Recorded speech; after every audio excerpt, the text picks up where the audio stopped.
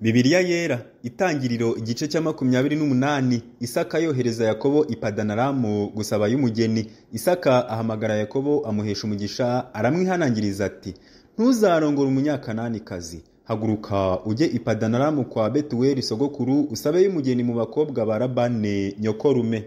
Kandi Imana ishobora byose iguha umugisha, ikororotse ikugwize ubiteraniro ry'amahanga, kandi wowe n'urubyaro rwawe narwo ibaha umugisha yahaye Aburahamu, kugira ngo uragwe igihugu cy'ubusuke bwawe icy'Imana yahaye Aburahamu. Isaka yohereza Yakobo, aragenda ajya i Padanaramu kwa Labani mwene Betuweli umwaramu, musaza wa Rebeka nyina wa Yakobo na Esawu. Kandi Esawu abonye yuko Isaka yahesheje Yakobo umugisha, akamwohereza i Padanaramu gusaba y'umugeni, kandi ko yamwihanangirije akimuhesha umugisha ati: ntuzarongora umunyakananikazi, kandi ko Yakobo yumviye se na nyina akajya i Padanaramu.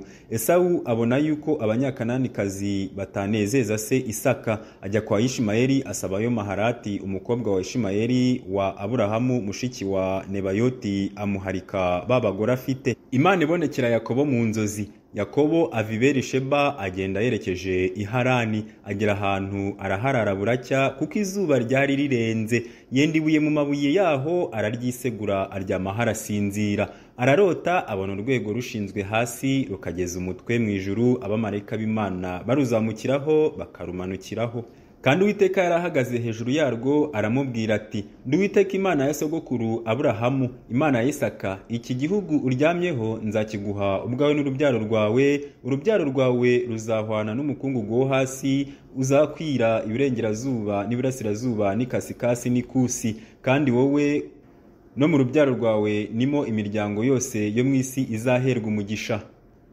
Dore ndi kumwe nawe, nzakurindiraho uzajya hose, kandi nzakugarura muri iki gihugu, kuko ntazagusiga ntarakora ibyo nkubwiye.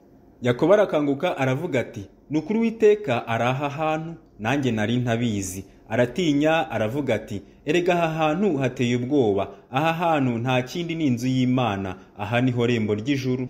Yakobo azinduka kare kare, yenda ibuye yiseguye, ararishinga ngo ribe inkingi, arisukaho amavuta ya elayo. Aho hantu ahita Beteli, ariko mbere uwo mudugudu witwaga Luzi.